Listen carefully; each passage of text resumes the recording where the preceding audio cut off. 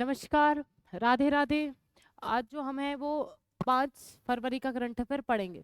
चलिए, देखिए, आज हमको क्या देखना था भाई। जो हम विश्व बैंक पढ़ रहे थे, उसकी जो 5 समूह हैं, विश्व बैंक जो है 5 समूह से मिलकर बना है और मुख्यतः 2 से बना है। ठीक है, हमने क्या पढ़ा था? IBRD एक पढ़ा था, जो मुख्यतः जो विश्व बैंक है हम किसको बोलते हैं? उस जो 5 समूह में जो एक है, कौन सा समूह, उसका नाम क्या है? IBRD। ये मुख्य रूप से इसको क्या बोला जाता है? विश्व बैंक या वर्ल्ड बैंक बोला जाता है। और उसकी ही सहायक एक और समूह है, उसका नाम क्या है? IDA। क्या है IDA? इसका क्या है? अंतर्राष्ट्रीय विकास संघ। क्या है? अंतर्राष्ट्रीय विकास संघ। इसको भी हम मुख्यतः वर्ल्ड बैंक के रूप में जानते हैं। और अगर ये पांचों एक साथ आ जाए, मतलब ये जो हमने कल पढ़ी थी, पूरा विश्व बैंक का जो समूह पढ़ा था, अगर पांचों एक साथ आ जाए तो उसको विश्व बैंक ना बोल के विश्व बैंक समूह बोला जाता है। और इन दोनों को मुख्यतः देखा जाए तो विश्व बैंक बोला जाता है। और बिल्कुल महत्वपूर्ण, अगर जिसको बोलें कि भाई वन लाइनर अगर ऐसा आ जाए कि विश्व बैंक किसको बोला जाता है, तो ये ऑप्शन अगर सारे आ जाते हैं या 4 ऑप्शन कोई आ जाते हैं, उसमें से एक आपको सही लगाना हो तो हम कौन सा लगाएंगे? हमने जो कल पढ़ा था, अंतर्राष्ट्रीय विकास एवं पुनर्निर्माण संगठन या संघ, उसका क्या हमने शॉर्ट देखा था? IBRD। ये मुख्यतः विश्व बैंक के रूप में जाना जाता है। चलिए, उसी की हम दूसरी शाखा पढ़ते हैं। दूसरा समूह कौन सा है? अंतर्राष्ट्रीय विकास संघ। ये दोनों बहुत महत्वपूर्ण है, जो हमने कल पढ़ा था और एक जो आज पढ़ा है। ये मुख्यतः काम करते हैं, बहुत अच्छा काम करते हैं। इन दोनों के सदस्य भी एक ही होते हैं। ठीक है, एक ही, जैसे कोई व्यक्ति एक उस संगठन या समूह में कुछ काम कर रहा है, तो वही काम इस संगठन में वही व्यक्ति वही काम करेगा। तो कहीं ना कहीं मिला जुला है, और इसके जो मुख्यालय है वो भी एक ही है, इसलिए इनको कहीं ना कहीं जुड़वा बोला जाता है। मतलब जुड़वा से मतलब एक ही काम करते हैं और एक दूसरे को सहयोग करते हैं, इसलिए इनको विश्व बैंक बोला जाता है। चलिए, तो क्या अंतर्राष्ट्रीय विकास संघ पढ़ते हैं आगे क्या है? विश्व बैंक की एक विश्व बैंक की एक संस्था है, पढ़ लिया था हमने, ये सेकंड संस्था है। ठीक है, विश्व बैंक की एक ये संस्था है। इसका उपनाम क्या है? आप सभी को दिख रहा होगा, ठीक है, दिख रहा होगा, उम्मीद है। वैसे तो रुक जाइए जरा।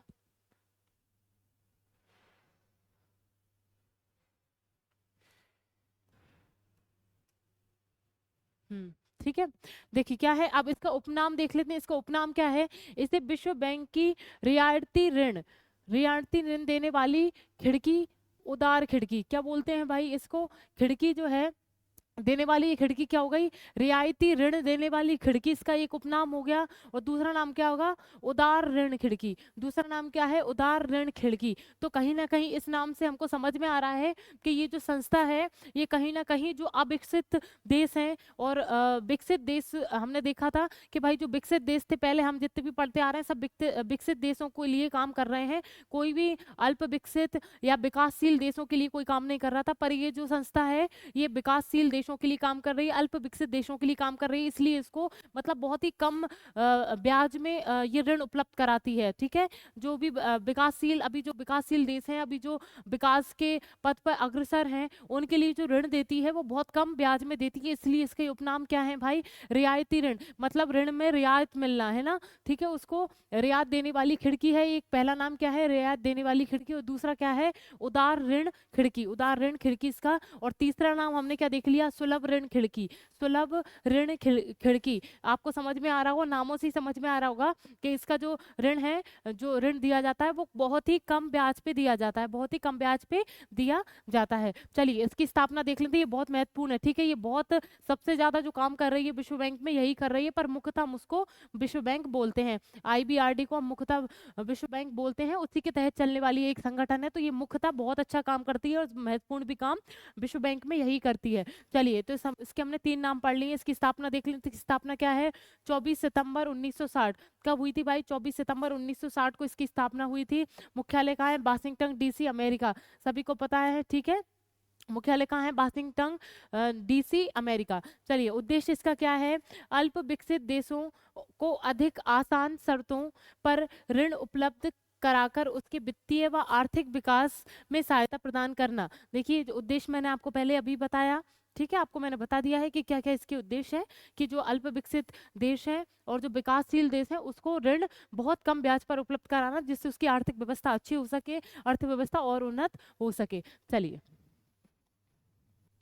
आगे क्या है भाई इसी में, यह दुनिया के 75 सबसे गरीब देशों की में बुनियादी सामाजिक सेवाओं हेतु सहायता प्रदान करने वाले सबसे बड़े स्रोतों में से एक है। देखिए वही वही बातें आ रही हैं बार बार, वही है कि देखिए क्या है, 75 सबसे गरीब, 75 जो सबसे गरीब जो देश हैं उनकी अर्थव्यवस्था सुधारने के लिए ये समूह अग्रसर है। ठीक है, जब से ये बना है तब से ये कम ब्याज पर ऋण देने के लिए अग्रसर है और उनकी हेल्प करता है। 75 सबसे गरीब जो देश है इसमें से हमारे भारत ने भी इससे ऋण लिया हुआ है।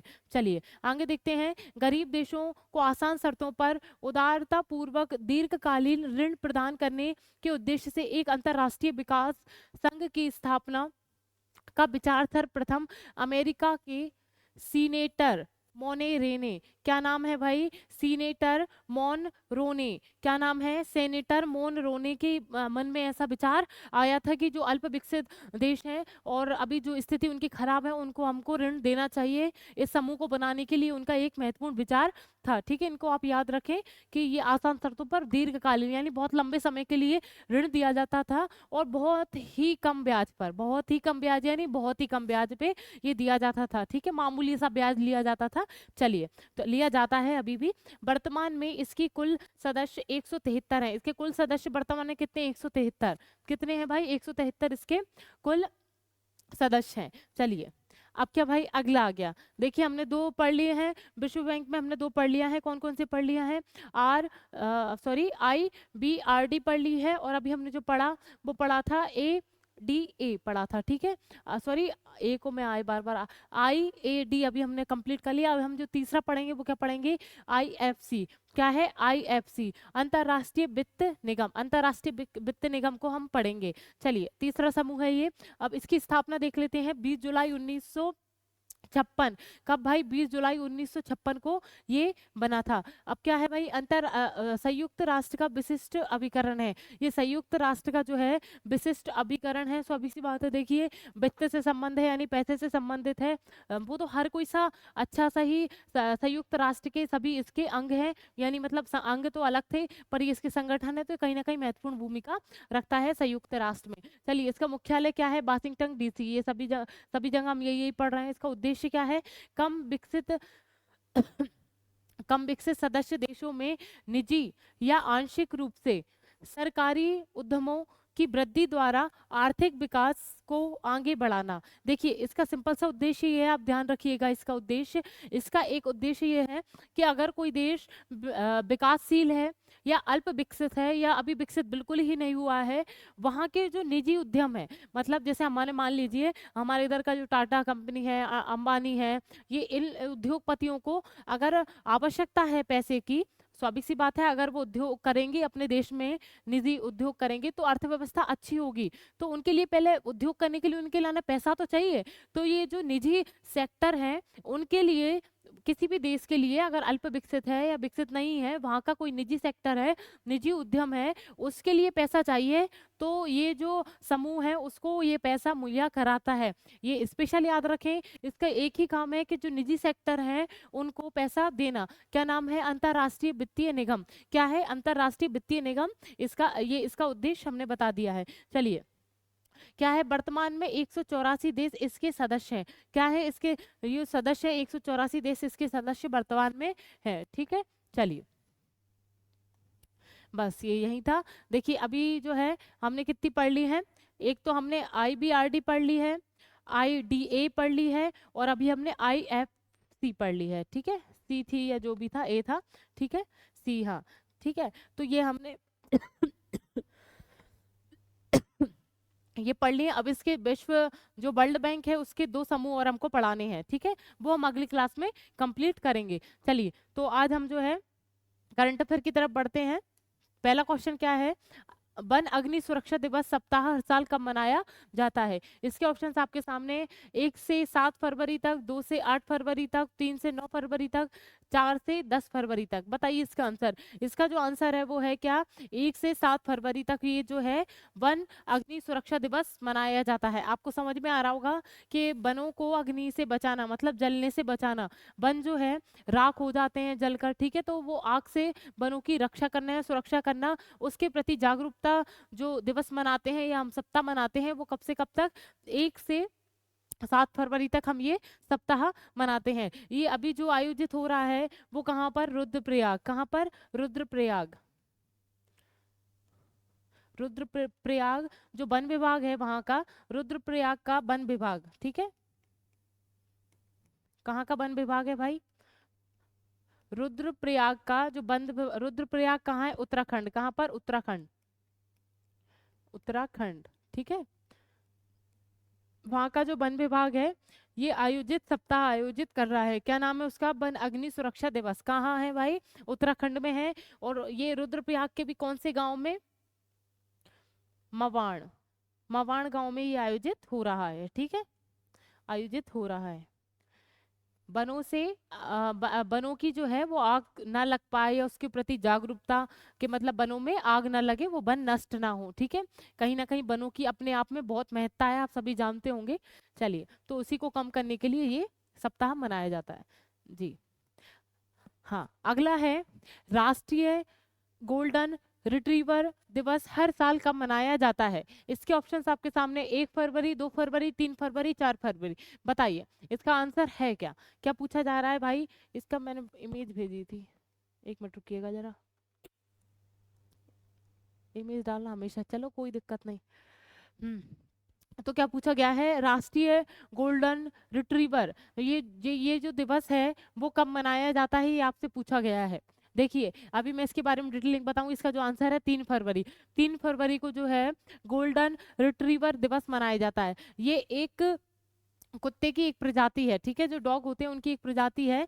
ये क्या नाम है? Golden retriever. गोल्डन रिट्रीवर जो है वो एक कुत्ते की प्रजाति है। उसके संरक्षण के लिए या उसमें जो गुण होते हैं उस प्रजाति में, वो आप सभी देखा होगा कि ये कुत्ते पालने का प्रचलन कितना है। सभी के घर में कुत्ते होते हैं, ठीक है। उसके नाम रख देते हैं, चिंटू पिंटू सब नाम रख देते हैं, ठीक है।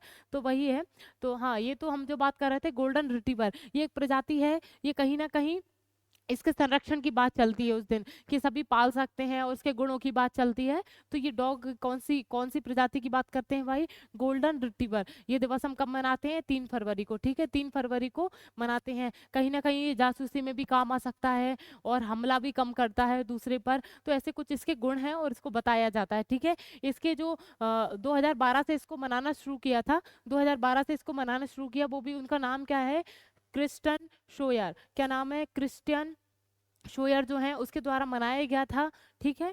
ये कहाँ भाई? ये डॉग लवर थे। तो हालांकि मुझे नहीं लगता इसको याद करने की आवश्यकता है कि ये किसने मनाया था, बस 2012 से इसको मनाना शुरू किया, तो इतना याद रख लीजिए। चलिए, अगला क्वेश्चन क्या है? हाल ही में एक्सरसाइज खंजर का 11वां संस्करण हिमाचल प्रदेश में कब से कब तक किया जा रहा है? इसके ऑप्शंस आपके सामने हैं। 20 से 31 जनवरी, 21 जनवरी से 1 फरवरी, 22 जनवरी से 2 फरवरी और 23 जनवरी से 3 फरवरी। बताइए इसका आंसर। क्या पूछा जा रहा है कि एक्सरसाइज, कोई एक्सरसाइज है या अभ्यास है, उसका नाम क्या है? खंजर। क्या नाम है? खंजर का 11वां संस्करण जो है हिमाचल प्रदेश में कब से कब तक किया जा रहा है, ये आपसे पूछा गया है। देखिए, हाँ, इसके ऑप्शंस गलत हैं। इसके ऑप्शन जरा गलत हैं। देखिए, ये हुआ था भाई, या तो आप इसको 3 कर लीजिए, ठीक है, या तो इसको 22 कर लीजिए। तो हम यहाँ क्या कर लेते हैं? 3, ठीक है। इसको हम कर लेते हैं 3, ठीक है। तो ये जो है 22 जनवरी से 3 फरवरी तक ये आयोजित हो रहा है हिमाचल प्रदेश में। कौन सा अभ्यास है? खंजर। खंजर जो है वो कौन कौन से देश करते हैं ये अभ्यास भाई? ये भारत और किर्गिस्तान। क्या है? भारत और किर्गिस्तान। भारत और किर्गिस्तान के बीच होने वाला ये युद्ध अभ्यास है, उसका नाम क्या है? खंजर। इन दोनों के बीच में होता है, जो अभी हो रहा है हिमाचल प्रदेश हमारे भारत में हो रहा है, ठीक है। उसका नाम, वो कब से कब तक हो रहा है? 22 जनवरी से 3 फरवरी तक। युद्ध अभ्यास आप सभी जानते हैं कि एक दूसरे की तकनीकों को शेयर करना, एक दूसरे की विपत्ति काल में एक दूसरे को सहायता करना, नई नई तकनीक को एक दूसरे से साझा करना कि भाई ऐसे भी हो सकता है, ऐसे भी हो सकता है, मतलब प्रैक्टिस करना। ऑल ओवर देखा जाए तो बहुत अच्छे से प्रैक्टिस करना। तो ये किस किस का है? भारत और किर्गिस्तान, जो हिमाचल प्रदेश में हो रहा है, वार्षिक रूप से होता है। इस बार हमने आयोजित कर लिया, तो अगली बार किर्गिस्तान आयोजित करेगा, ठीक है। चलिए, पैरासूट एक जो है हमारी संस्था उसको ये देख रही है। पैरासूट रेजिमेंट जो है सैनिकों के द्वारा ये नेतृत्व इसका किया जा रहा है हमारी तरफ से। चलिए, अगला ऑप्शन क्वेश्चन क्या है, हाल ही में किस बैंक ने RXIL के ITFS प्लेटफॉर्म पर पहले भारतीय बैंक के रूप में उपलब्धि हासिल की है? इसके ऑप्शंस आपके सामने, UCO bank, Yes bank, Axis bank, Indian Overseas bank. बताइए इसका आंसर। देखिए क्या पूछा गया है कि RXIL जो है इसका फुल फॉर्म क्या है, लिख लीजिए। क्या है? Receivables exchange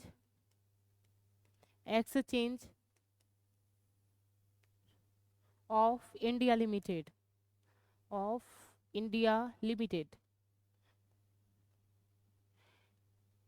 limited. ठीक है, इसका फुल फॉर्म क्या है? रिसीवेल्स एक्सचेंज ऑफ इंडिया लिमिटेड। किसका फुल फॉर्म है? RXIL का ये फुल फॉर्म है रिसीवेल्स एक्सचेंज ऑफ इंडिया लिमिटेड। ये जो है विकास को बढ़ाता है, विकास की ओर अग्रसर करने वाली एक संस्था है। तो देखिए उसके अंग क्या है कि ITFS, ये एक प्लेटफॉर्म है। ठीक है, इसका ही एक प्लेटफॉर्म है और इसका एक काम क्या है? इसका ये काम है कि विकास की ओर अग्रसर करना, यानी विकास की तरफ बढ़ाना। ठीक है, चलिए, तो इसका एक प्लेटफॉर्म है, उसका नाम क्या है? ITFS। इसके प्लेटफॉर्म पर पहले भारतीय बैंक के रूप में उपलब्धि हासिल की है, कि इस जो प्लेटफॉर्म पर जो है विकास में जो उन्नत कराने वाली संस्था है, उसके एक प्लेटफॉर्म पर एक उपलब्धि हासिल की है हमारे भारत के कौन से बैंक ने? उसका नाम क्या है? Yes bank. क्या नाम है? यश बैंक। अब देखिए यश बैंक के बारे में एक बार मैंने बताया था, सिर्फ एक ही बार बताया था। ठीक है, ज्यादा हमने यश बैंक के बारे में ज्यादा बात नहीं करी। पर आप सभी लोग जो है यश बैंक के बारे में आप कमेंट में लिखेंगे, इसकी स्थापना लिखेंगे, मुख्यालय लिखेंगे, इसका इतिहास कैसा रहा है, क्या है, कैसा है। आप सभी इसके कमेंट में इसका आंसर यश बैंक के बारे में बताएंगे। ठीक है, यश बैंक के बारे में आप इसकी डिटेलिंग बताएंगे कमेंट में सभी लोग। चलिए, अगला क्वेश्चन है, हाल ही में चंद्रमा पर सफलतापूर्वक उतरने वाला पांचवा देश कौन सा बन गया है? इसके ऑप्शंस आपके सामने हैं, जापान, जर्मनी, चीन, भारत। बताइए इसका आंसर। देखिए इसका जो आंसर है वो है जापान। क्या आंसर है इसका? जापान। पांचवा जो है चंद्रमा पर सॉफ्ट लैंडिंग करने वाला पांचवा देश बन गया है जापान। और सभी को पता होगा कि हमारा जो भारत है वो चंद्रमा पर पहुंचने वाला, सॉफ्ट लैंडिंग करने वाला चौथा देश बन गया था। अभी अभी बना है, आप सभी ने देखा है, बहुत गौरवान्वित होने वाला वो पल था उस टाइम। ठीक है, तो जो चौथा देश है वो हमारा भारत है और जो पांचवा है वो जापान है। और भारत से भी पहले अमेरिका, चीन, रूस, भारत, ये जापान, ये पांचवें नंबर का हो गया है। ठीक है, चंद्रमा पर सॉफ्ट लैंडिंग करने वाला। चलिए, इसका आंसर देख लिया है। हम्म और आप सभी को पता ही होगा कि हमारा जो बजट है वो जारी हो चुका है। ठीक है, 1 फरवरी को जो हमारी वो वित्त मंत्री है निर्मला सीतारमन जी, उन्होंने भाषण दे के ये बजट जारी किया। ठीक है, 1 फरवरी को ये उसको लागू नहीं, ये अप्रैल से होगा इसका लागू। तो ये पर मतलब वो आ गया है बजट। क्या है? हमारी जो भाषण दे के वित्त मंत्री जो है निर्मला सीतारमन जी, उन्होंने बताया है ऐसा ऐसा, और ये अप्रैल से शुरू होगा। पर ये क्या, अभी जो लोकसभा के चुनाव होने हैं इस सत्र में, तो अभी पूरा बजट जारी नहीं हुआ है, अभी आधा ही बजट जारी हुआ है। जब चुनाव हो जाएंगे दोबारा से, जब लोकसभा के जब चुनाव हो जाएंगे, तो नई सरकार जो होगी, जो भी होगी, तो वो फिर पूरा बजट तैयार करके वो पेश करेगी। ठीक है, अभी आधा बजट आया है क्योंकि ये लोकसभा चुनाव का सत्र है। ठीक है, ये मतलब ये जो साल है लोकसभा के चुनाव होंगे तो आधा ही बजट अभी पास हुआ है। ठीक है, तो अभी हम बजट की भी देखेंगे। ठीक है, चलिए, तो क्या है, हाल ही में भारत और किस देश ने सफल डिजिटल समाधान साझा करने के क्षेत्र में सहयोग पर समझौता ज्ञापन हस्ताक्षर किए हैं? इसके ऑप्शंस आपके सामने हैं, जापान, क्यूबा, फ्रांस, इजराइल। बताइए इसका आंसर। क्या पूछा गया है? भारत और किस देश ने सफल डिजिटल समाधान को साझा करने के लिए, जो डिजिटल जो समाधान है यानी तकनीकी समाधान जो है उसको साझा करने के लिए किस देश से जो समझौता किया है या समझौता ज्ञापन हस्ताक्षर किए हैं? वो क्या है भाई? क्यूबा। क्यूबा जो है उसके साथ भारत ने ये समझौता ज्ञापन हस्ताक्षर किए हैं, किसके प्रति? डिजिटल समाधान। क्या है भाई, सबल डिजिटल, आप सभी जानते हो हर चीज डिजिटल हो रही है, हर चीज इलेक्ट्रॉनिक माध्यम से ही चल रही है, हर चीज मोबाइल से चल रही है, हर चीज कंप्यूटर से चल रही है, ठीक है, अलग अलग सॉफ्टवेयर है उससे चल रही है, हर चीज मतलब ऐसे आमने सामने वाली चीज खत्म हो चुकी है कि मतलब आप हाथ से करो, उसके समय की बचत हो। तो कहीं ना कहीं डिजिटल माध्यम इसलिए लाया गया कि समय की भी बचत हो और श्रम की भी बचत हो, और कहीं ना कहीं और बेहतर तरीके से हम काम कर पाए। तो सफल डिजिटल जो जो साझेदारी है वो किस किस ने की है, भारत और क्यूबा ने इस पर साझेदारी की है, ठीक है। चलिए,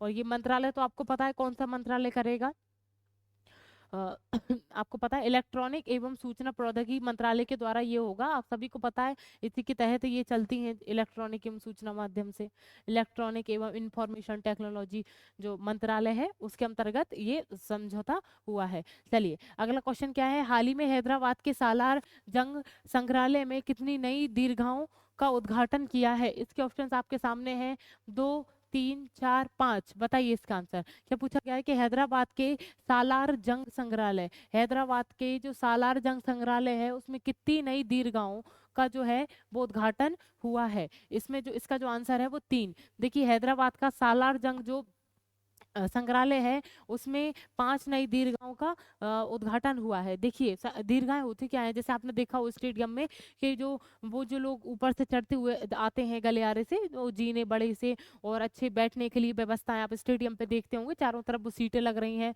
ऊंचाई पे बैठने के लिए, जिससे नीचे का अच्छे से दिखाई देती है। ये संग्रहालय है तो कहीं ना कहीं बैठने की अच्छी व्यवस्था आपने देखा हो चारों तरफ से। आपने मैच तो देखे ही होंगे, तो वो जो बनाई जाती हैं वो गलियारे टाइप बनाए जाते हैं, गैलरी बनाई जाती हैं, उन्हीं को दीर्घा कहा जाता है। कुछ पुरानी दीर्घा हैं, उनका पुनर्निर्माण किया जा रहा है या मतलब उनकी मरम्मत की जा रही है, और कुछ नहीं नई वाली बनाई जा रही हैं। तो ये कौन से संग्रहालय की बात चल रही है? हैदराबाद के सालार जंग जो है उस संग्रहालय की बात चल रही है, और 5 दीर्घा इसमें नई बनने वाली हैं। हम्म, अब क्या है क्वेश्चन, हाल ही में पहलवान रवि कुमार दहिया को फ्रांस के ग्रैंड प्रिक्स डी में कौन सा पदक जीता है? इसके ऑप्शंस आपके सामने है, रजत पदक, कांस्य पदक और स्वर्ण पदक, इनमें से कोई नहीं। बताइए कि देखिए क्या पूछा जा रहा है, सभी जानते हैं इन पहलवान को, तो क्या नाम है? रवि कुमार दहिया। क्या है? रवि कुमार दहिया जो है फ्रांस के ग्रैंड प्रिक्स डी, क्या फ्रांस के जो है ग्रैंड प्रिक्स डी में कौन सा पदक जीता है? इसका जो आंसर है वो है कांस्य पदक। क्या है भाई कांस्य पदक? ये जो दहिया जी हैं, रवि कुमार दहिया जी, इन्होंने टोक्यो ओलंपिक में जो है रजत पदक जीता था। टोक्यो ओलंपिक में इन्होंने कौन सा पदक जीता था? रजत पदक। उसके बाद जो है फ्रांस में उन्होंने कुश्ती टूर्नामेंट में जो है वो कौन सा पदक जीत लिया है? कांस्य पदक। कौन सा पदक? कांस्य पदक, फ्रांस में। तो ये बहुत उपलब्धि वाली बात है अपने अपने, क्योंकि फ्रांस में जाके उन्होंने पदक जीता कुश्ती टूर्नामेंट में, ठीक है, कांस्य पदक। और टोक्यो ओलंपिक में इन्होंने रजत पदक जीता था, ये सभी को पता होगा ही। चलिए, हम्म, हाल ही में स्विट्जरलैंड और भारत ने कितने साल की लंबी बातचीत के बाद एक मुक्त व्यापार समझौते पर मोहर लगाई है? इसके ऑप्शंस आपके सामने हैं, 4 साल, 7 साल, और जो 10 साल, 16 साल। बताइए क्या पूछा जा रहा है कि स्विट्जरलैंड और किसने? भारत ने कितने साल बाद लंबी बातचीत के बाद मुक्त व्यापार समझौते की मोहर लगाई है? मतलब मुक्त जो व्यापार होगा उसमें जो शुल्क मुल्क लगेंगे वो नहीं लगेंगे, मुक्त व्यापार जो समझौता है उस पर हस्ताक्षर किए हैं किसने? स्विट्जरलैंड और भारत ने। कितने साल बाद? 16 साल बाद, ठीक है। कब? 16 साल बाद। देखिए दामोस में अभी आपने देखा हो स्विट्जरलैंड, अभी आपने बातचीत की थी 2-3 दिन पहले इसी मैटर पे कि जो विश्व आर्थिक मंच जो है वो प्रदान किया जा रहा है, अभी जो है वो दावोस और स्विट्जरलैंड में हुआ था, अभी मैंने आपको बताया था। तो जो है उसमें ही बातचीत के बाद 16 साल के बाद ये जो मुक्त व्यापार जो समझौता उस पर हस्ताक्षर कर दिए हैं। और स्वाभाविक सी बात है, ये व्यापार की बात चल रही है, तो जो वित्त मंत्री हमारे कौन है? पीयूष गोयल, ठीक है, व्यापार एवं वित्त मंत्री जो है पीयूष गोयल के द्वारा ऐसी सूचना दी गई है कि स्विट्जरलैंड और भारत के में जो है ये समझौता हो चुका है। कौन सा? मुक्त व्यापार समझौता, ठीक है। कितने साल बाद? 16 साल बाद। हम्म, लास्ट क्वेश्चन क्या है, हाल ही में भुवनेश्वर में अत्याधुनिक आयुष दीक्षा केंद्र की आधारशिला किसने रखी है? इसके ऑप्शंस आपके सामने है, पहला है सर्बानंद सोनोवाल, पीयूष गोयल, राजनाथ सिंह, अरविंद केजरीवाल। बताइए इसका आंसर। देखिए क्या पूछा गया है कि भुवनेश्वर कहाँ पर, भुवनेश्वर में अत्याधुनिक आयुष दीक्षा केंद्र, क्या आयुष दीक्षा केंद्र की आधारशिला रखी गई है? इसके ऑप्शंस आपको मैंने बता दिया है। इसके आंसर, इसका जो आंसर है सभी को पता होगा, हमने बहुत बार पढ़ लिया है। ये किस मंत्रालय के मंत्री हैं? सर्बानंद सोनोवाल। ये जो है, ये आप सभी को पता है पत्तन जल मार्ग मंत्रालय के मंत्री हैं। और इनको जो अतिरिक्त रूप से मिला है मंत्रालय, उसका नाम क्या है? आयुष मंत्रालय। क्या अतिरिक्त रूप में मिला है? आयुष मंत्रालय इनको अतिरिक्त रूप में मिला है। ठीक है, तो इसी के तहत भुवनेश्वर कहाँ है? उड़ीसा। उड़ीसा भुवनेश्वर में आयुष दीक्षा केंद्र आधारशिला रखी जा रही है। ये जो आयुष दीक्षा केंद्र जो है, इसमें बड़े बड़े हॉल बनेंगे, मरीजों के लिए विश्राम के लिए मतलब सुविधा प्रदान की जा रही है। जो प्राचीन चिकित्सा है वो भी रहे और जो आधुनिक चिकित्सा है वो भी रहे, संयुक्त रूप से इसको लेकर चले हैं।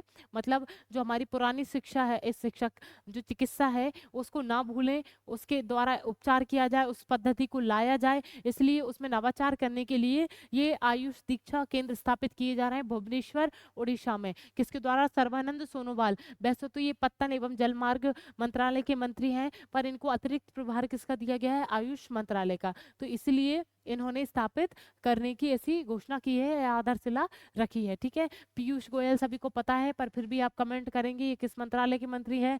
राजनाथ सिंह सब जानते होंगे, फिर भी आप कमेंट करेंगे। और अरविंद केजरीवाल को भी सब जानते होंगे, ये भी आप कमेंट करेंगे कि ये है कौन। ठीक है, सर्बानंद सोनोवाल हमने पढ़ ही लिया है। चलिए, इसी के साथ फिर मैं आपसे विदाई लेती हूँ। राधे राधे।